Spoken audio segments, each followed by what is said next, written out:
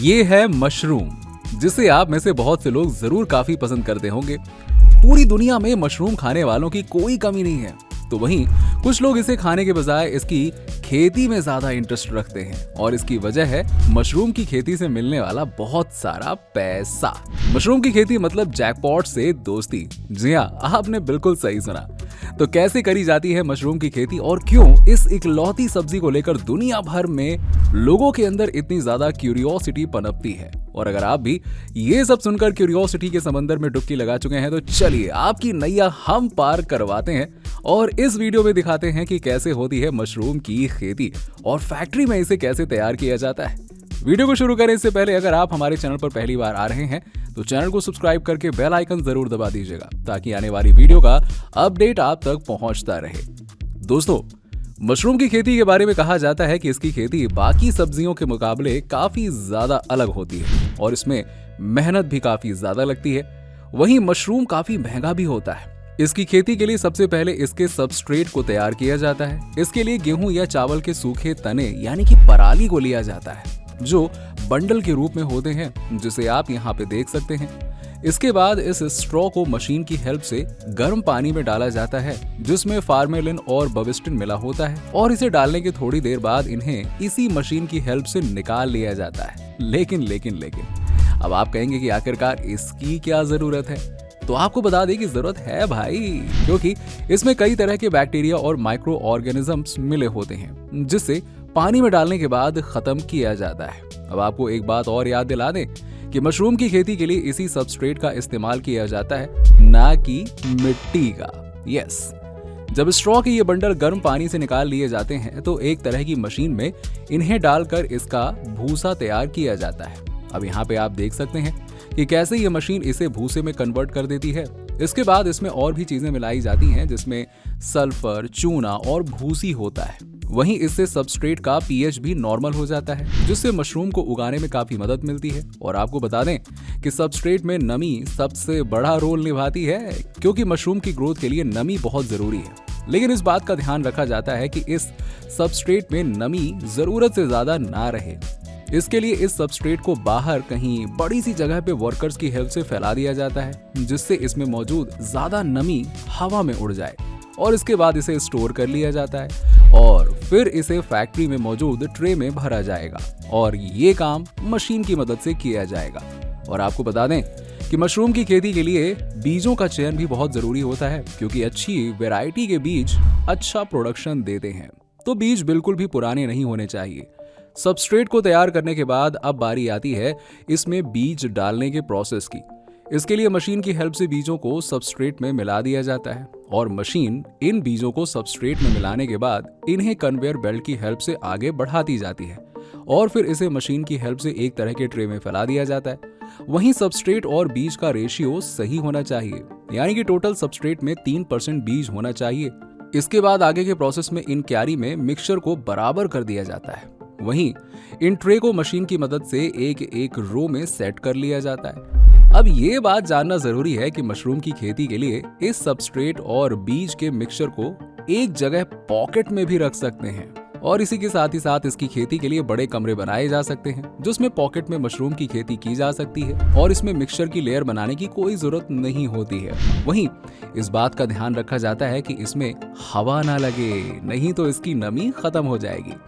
अब आपकी जानकारी के लिए बता दें कि मशरूम की खेती के लिए हीट को सबसे बड़ा दुश्मन माना जाता है, इसीलिए जहां पर इसकी खेती की जाती है ना, वहां पर हीट कम से कम और नमी की मात्रा ज्यादा होती है। अब बारी आती है थोड़ा इंतजार करने की, क्योंकि अब इन बीजों से सैंपलिंग यानी कि अंकुर निकलने वाला है, जिसके लिए करीबन 15 दिन तक वेट किया जाता है और 15 दिन के बाद इन क्यारियों से आपको नन्हे नन्हे सैंपल दिखाई देने लग जाते हैं। वहीं इन 15 दिनों में इस बात का खास ध्यान रखा जाता है कि इस दौरान इसमें हवा ना लगे, ये बहुत जरूरी है। इसी के साथ ही साथ नमी भी बरकरार रखी जाती है और क्यारी की दीवारों पर पानी को बराबर स्प्रे किया जाता है।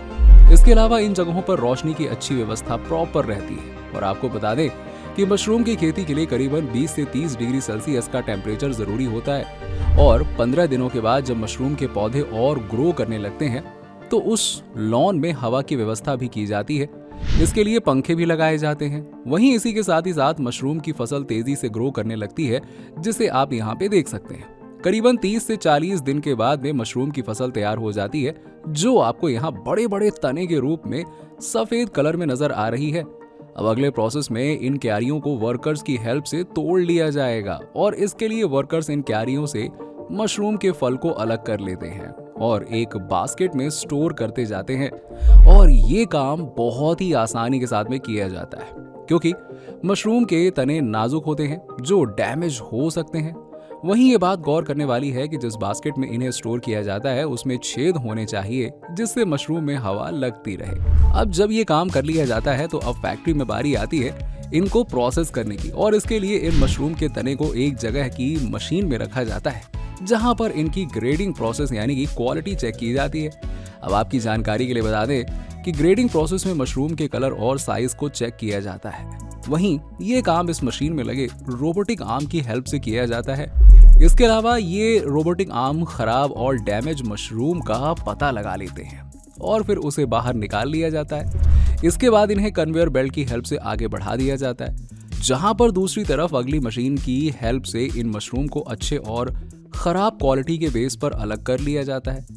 इसके बाद बारी आती है इनके वॉशिंग प्रोसेस की, और इसके लिए इन्हें कन्वेयर बेल्ट की हेल्प से वॉशिंग एरिया की तरफ भेज दिया जाता है, जहां कन्वेयर बेल्ट से गुजरते हुए इन मशरूम पर पानी का स्प्रे किया जाता है, और जिसे आप देख ही सकते हैं। आगे बढ़ने से पहले आपको ये बताना चाहते हैं कि जिस सबस्ट्रेट में मशरूम को उगाया जाता है उसे नेक्स्ट टाइम फिर से यूज किया जा सकता है। जी हाँ, यानी कि उस सबस्ट्रेट में 2 से 3 बार मशरूम की खेती की जा सकती है। इसके लिए उसे क्यारी यानी कि ट्रे से निकाल कर फैक्ट्री से बाहर कर दिया जाता है। अब बढ़ते हैं आगे, जहां पानी से मशरूम को वॉश करने के बाद इन्हें आगे बढ़ा दिया जाता है और फिर ये मशीन से ड्राई होते हुए निकलती जाते हैं। वहीं निकलते हुए एक कटर मशीन की हेल्प से इन्हें छोटे छोटे टुकड़ों में काटता जाता है और काटने के बाद ये पैकेजिंग प्रोसेस के लिए आगे बढ़ जाते हैं। अब यहाँ पर पैकिंग मशीन इन मशरूम के टुकड़ों को पैकेजिंग बॉक्स यानी कि बॉक्स में पैक करती जाती है, जिसे आप देख सकते हैं। उसके बाद इसी मशीन में लगे रोबोटिक टूल की मदद से इन कंटेनर बॉक्स को बंद कर दिया जाता है। अब लास्ट में इन बॉक्स पर कंपनी का लेबल लगा दिया जाता है और ये काम मशीन के द्वारा किया जाता है।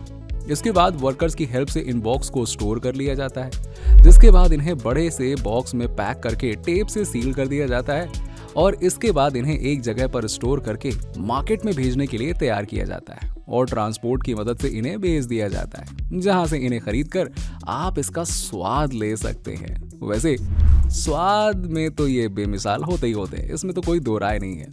और आपको बता दें कि मशरूम पोषक तत्वों से भरपूर होता है। इसमें protein, vitamin C, vitamin B, vitamin D, copper, potassium, phosphorus, selenium जैसे तत्व पाए जाते हैं, जो हमारे शरीर के लिए किसी रामबाण से कम नहीं होते हैं। इसीलिए मशरूम को शरीर के लिए काफी फायदेमंद भी माना जाता है। और आपकी जानकारी के लिए बता दें कि मशरूम का सेवन डायबिटीज के मरीजों के लिए काफी अच्छा माना जाता है, क्योंकि मशरूम में एंटी डायबिटिक इफेक्ट पाया जाता है। इसीलिए इसका सेवन करने से ब्लड शुगर लेवल कंट्रोल में रहता है। लेकिन मशरूम का सेवन अधिक मात्रा में नहीं करना चाहिए, क्योंकि अधिक सेवन हेल्थ को नुकसान पहुंचा सकता है। मशरूम से कई लोगों को एलर्जी होती है, ऐसे में इसका सेवन करने से बचना चाहिए। वहीं इसके अधिक मात्रा में सेवन करने से पेट दर्द और दस्त जैसी समस्या हो सकती है। इसके अलावा प्रेग्नेंट महिलाओं को मशरूम का अधिक मात्रा में सेवन करने से बचना चाहिए। तो दोस्तों, आपको मशरूम की खेती और इसकी फैक्ट्री प्रोसेस जानकर कैसा लगा? क्या आप भी इसकी खेती करना चाहते हैं? और अगर आप इसे खाना पसंद करते हैं तो हमें कमेंट बॉक्स में कमेंट करके जरूर बताइएगा। और अगर आप हमारे चैनल पर नए हैं, सब्सक्राइब नहीं किया, तो देर किस बात की है, फटाफट वीडियो को लाइक करके हमारे चैनल फैक्ट फिक्शन को सब्सक्राइब करना ना भूलें। और हाँ, बेल आइकन को भी प्रेस कर दीजिएगा। चलिए मिलते हैं आपसे अगले वीडियो में।